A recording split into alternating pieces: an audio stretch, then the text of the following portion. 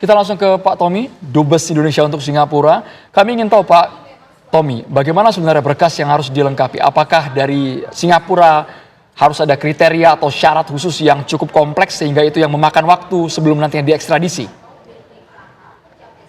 Saya kira perjanjian ekstradisi yang ditandatangani tahun 2022 dan berlaku pada bulan Maret 2024, saya kira itu merupakan kerangka hukum yang sangat lengkap, dan bahkan di dalam perjanjian ekstradisi itu disepakati hal-hal tata cara pengajuan ekstradisi. Dan sekali lagi kasus Paulus Thanos ini adalah kasus pertama dari penerapan ekstradisi treaty yang sudah ditandatangani dan berlaku mulai Maret tahun lalu itu. Dan saya kira yang dimintakan oleh pihak Singapura itu adalah jaminan bahwa yang bersangkutan pasti akan menjalani penuntutan pidana. Itu yang paling penting, karena sekali lagi pihak pemerintah Singapura mereka ingin penegakan hukum itu melalui due process of law yang benar juga.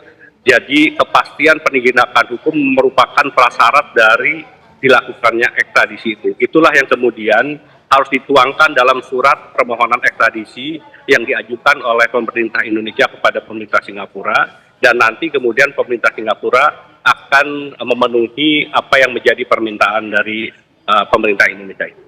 Ya, kalau dari Bang Saudnya sendiri melihat dengan penangkapan ini merupakan momentum bisa menyelesaikan kasusnya terang benderang, apakah Paulus Thanos ini juga akan bernyanyi nantinya?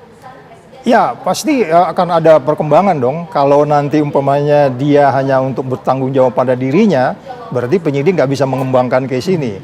Tetapi bukan juga kita kemudian harus melakukan pembenaran bahwa sejumlah nama-nama yang disebut kemudian itu, kalaupun kemudian dibenarkan oleh Thanos, belum tentu juga menjadi sebuah bukti yang cukup kuat kalau penyidik tidak mengembangkannya. Karena testimonium di auditu itu kita tahu kan, seseorang katanya, tetapi kita untuk mencari, karena kan sejumlah nama ini mulai disebut-sebut nih, ya kan, untuk kemudian mencari mengembangkan case ini. Tidak sesederhana kemudian mendatangkan Thanos kemudian ini bisa berkembang. Apalagi kalau dia melakukan juga testimonium di auditu saja gitu. Itu juga sudah banyak yang menyebut-nyebut ya nama-nama yang sebelumnya itu. Artinya diperlukan juga bukti yang lain untuk meyakinkan kita bahwa ada memang case yang melibatkan pihak-pihak yang namanya disebut selama ini. Itu kan banyak nama-nama yang disebut itu. Oleh sebab itu apapun yang disampaikan oleh Thanos nanti memberi tindak lanjut sehingga penyidik menggunakan imajinasinya untuk mengembangkan kasus ini, yaitu masih tergantung penyidik di dalam. Dan kita kan nggak lihat seperti apa perkembangan terakhir case ini, gitu. Berarti bisa dikatakan potensi besar sekali lembaran baru kasus IKTP akan menjerat kita tidak tahu siapa nanti di pengadilan, itu semua akan terbuka terang benderang. Bisa jadi. Dalam pengertian kembali tergantung bagaimana penyidik bisa mengembangkan ini. Kalau umpamanya disebut-sebut itu kan cukup banyak orang yang menyebut si Am bilang ini untuk konfirmasi nama yang sama, tapi kemudian kan itu nggak berkembang ke nama-nama yang disebutkan itu. Oleh sebab itu nanti kalaupun umpamanya dia datang kemudian menjadi bisa menampilkan satu bukti lainnya sehingga kemudian dua bukti minimal bisa dikenakan pada seseorang yang disebutkan nama-namanya, itu bisa jadi. Yang kami khawatir belasan tahun bukti itu sudah lenyap, Bang. Iya, karena waktunya sudah sangat-sangat lama. Ya, makanya kalau disebut-disebutkan ya, itu udah terbiasa. Tapi bukti lainnya kan harus ada untuk meyakinkan kita bahwa dua bukti yang minimal untuk memastikan bahwa seseorang harus bertanggung jawab di sini. Jadi waktu yang cukup panjang ini bisa jadi memungkinkan banyak hal-hal yang di luar persidangan ya. Kalau di dalam persidangan itu kan udah milik publik dan itu nggak bisa dihilangkan gitu. Jadi yang di luar persidangan itu ya dokumen-dokumennya. Kalau umpamanya nanti kita menyebut beberapa orang, kemudian rumahnya juga harus digeledah dan seterusnya. Jadi waktu itu bisa jadi menjadi hal yang constraint atau penghambat ataupun mempersulit mengembangkan kasus ini lebih jauh. Ya. Baik, Pak Tommy. Ada tidak rencana, kalau dari segi administratif kan masih terus dilakukan, tapi ada tidak dari Pak Dubes sendiri rencana untuk menemui Paulus Thanos di sana? Saya tidak berkepentingan untuk bertemu dengan Paulus Thanos. Kami memfasilitasi saja petugas KPK karena kami bukan penegak hukum, dan sejauh ini saya kira teman-teman dari sentral CPIB adalah Biro Investigasi Praktek Korupsi yang ada di Singapura, itu bekerja secara simultan atau bekerja sama dengan KPK, dan sudah dilakukan sejak bulan Oktober tahun lalu sebetulnya. Bahkan pemeriksaan terhadap Paulus Thanos oleh teman-teman tim penyidik dari KPK itu dilakukan di kantornya CPIB. Jadi saya kira apa yang tadi Pak Saur sampaikan, teman-teman penyidik dari KPK sudah mendapatkan fakta-fakta yang dibutuhkan berkaitan dengan kasus Paulus Thanos ini, dan sejauh ini Paulus Thanos sendiri sangat kooperatif untuk menyampaikan atau menjawab semua apa yang ingin ditanyakan oleh para penyidik KPK. Sekarang dari tim penyidik tentunya akan dikirimkan kepada tim penuntutan, dan inilah yang tadi saya katakan ditunggu oleh pihak pemerintah Singapura itu sejauh mana dari penyidikan yang dilakukan oleh tim KPK ini kemudian akan mengerucut pada penuntutan terhadap Paulus Thanos. Ini yang menjadi dasar sekali lagi nanti ekstradisi itu akan dilakukan oleh pihak Singapura dan disampaikan kepada pihak Indonesia. Baik, kita sadari bersama kita harus sama-sama menghormati antara KPK milik Singapura dan juga KPK Indonesia. Tapi per hari ini Pak Tommy, Pak Dubes, ada informasi bahwa KPK belum bertemu dengan Paulus Thanos maupun kuasa hukumnya. Apakah sebenarnya di lapangan ada kendala, Pak Tommy?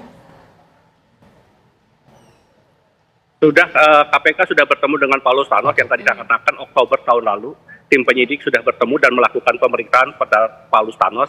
Tetapi pada bulan November juga sudah akan ada upaya sebetulnya untuk dilakukan ekstradisi ini. Tetapi baru di bulan Januari secara resmi Indonesia mengajukan permohonan untuk ekstradisi itu, dan kemudian ditanggapi secara baik oleh pemerintah Singapura, karena sekali lagi ini bagian dari pelaksanaan perjanjian ekstradisi yang sudah ditandatangani tahun 2022 dan berlaku sejak Maret tahun 2024. Ya, Pak Dubes, artinya kalau sejauh ini sangat-sangat kooperatif, artinya kapan kira-kira waktu ekstradisi ini dari Paulus Thanos ini bisa dipulangkan, segera akan diproses lebih lanjut, disidangkan begitu, Pak Dubes? Ya, tentunya harap lebih cepat lebih baik. Sekali lagi karena kemarin memang ada libur Imlek, dan di Singapura ini tanggal 29 dan 30 juga libur, sehingga mudah-mudahan teman-teman dari Kementerian Hukum Dirjen HU sudah menyampaikan atau siap dengan surat untuk ekstradisi itu, sehingga minggu depan tentunya bisa mulai diproses untuk bagaimana pemulangan. Saya sudah berkomunikasi juga dengan Wakil Ketua KPK menanyakan mengenai persoalan ini. Sekali lagi kami di KBRI tentunya sekali lagi akan mendukung segala upaya penegakan hukum yang dilakukan oleh pemerintah Indonesia, dan dalam hal ini kerjasama antara KPK, Kejaksaan Agung, dan Kementerian Hukum menjadi sangat penting, karena sekali lagi ini adalah sebuah perjanjian ekstradisi antar negara, karena itu permohonan ekstradisi harus dilakukan oleh Kementerian Hukum. Ya. Baik, kita ke Bang Saud, karena seingat kami nominal korupsi dari perusahaan Paulus ini relatif besar, 145 miliar rupiah kalau tidak salah. Bang Saud, agar ini bisa dituntaskan, diadili sesuai dengan tuntutan hukumnya nanti seperti apa ini? Kayaknya triliunan ya, bukan? Lebih secara akumulasi. Iya kan, kalau Bukan yang hanya perusahaan perhitungan sebelumnya itu yang di kejaksaan memang sekitar miliaran, tapi kalau berikutnya kan 2, lebih ya sekitar itu. Jadi oleh sebab itu nggak heran kenapa ini sangat complicated dan melibatkan banyak orang, melibatkan juga upaya yang dari awal juga sangat kompleks ya prosesnya. Pertama kali juga kita waktu itu mau bikin KTP berdasarkan NIK itu ya. Jadi kemudian komplikasi lainnya adalah bagaimana teknologi yang diterapkan dalam kaitan hardware, software.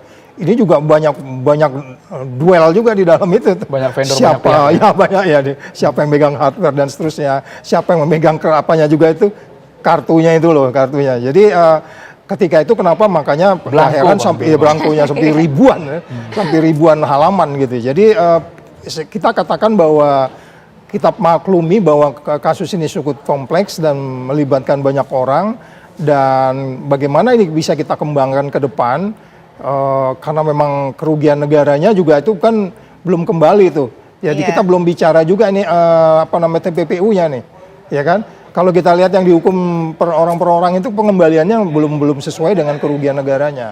Jadi banyak hal lain lagi juga nanti yang harus perlu kita dalami untuk kemudian bagaimana ya idenya kan sebenarnya berhentilah korupsi sekarang juga kan itu aja kan idenya kan. Tapi Ya. dengan dipulangkannya Paulus Thanos untuk segera diadili, artinya benang kusut ini bisa akan terurai kan? Oh ya, karena peranan yang bersangkutan sangat signifikan.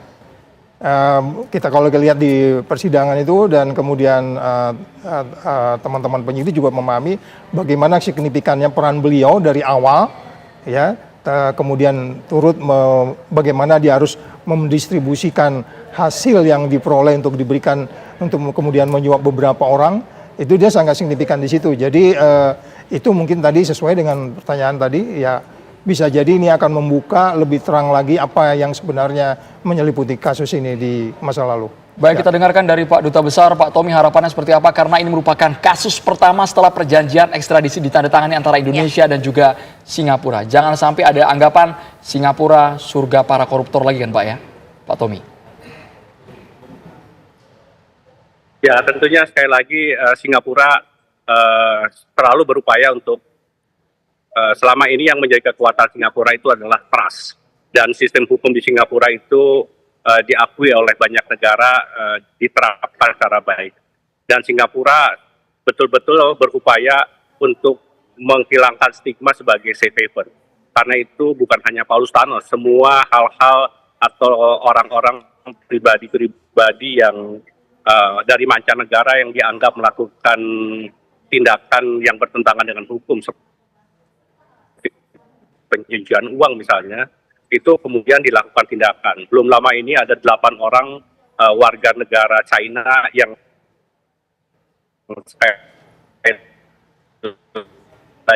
juga berhenti pas orang yang bersangkutan dihukum di Singapura dan kemudian diekstradisi ke negara asalnya sesuai dengan paspornya. Jadi saya kira Singapura sangat sungguh-sungguh untuk menjadikan negaranya bukan sebagai safe haven. Dan sekali lagi Singapura sejauh ini juga sangat mendukung apa yang dilakukan pemerintah Indonesia. Sebelum ada ekstradisi treaty, kita menggunakan pendekatan mutual legal assistance, dan beberapa kasus misalnya telah dilakukan tanpa menggunakan ekstradisi treaty.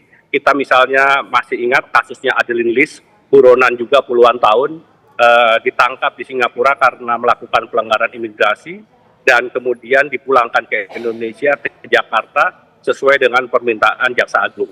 Yang terakhir juga ada kasus yang berkaitan dengan buronan yang cukup lama yang baru juga dikembalikan dari Singapura. Dan sekali lagi Singapura selama ini kalau orang itu melakukan pelanggaran hukum, Singapura akan melakukan penegakan dan mereka sekali lagi menjatuhkan hukuman sesuai dengan aturan yang berlaku di Singapura. Baik, terima kasih Pak Tommy, Bang Saud, terima kasih sudah bergabung bersama kami di Kabar Petang. Kita harapkan memang dengan adanya ekstradisi buron korupsi EKTP Paulus Thanos ini bisa menjadi terang benderang kasusnya.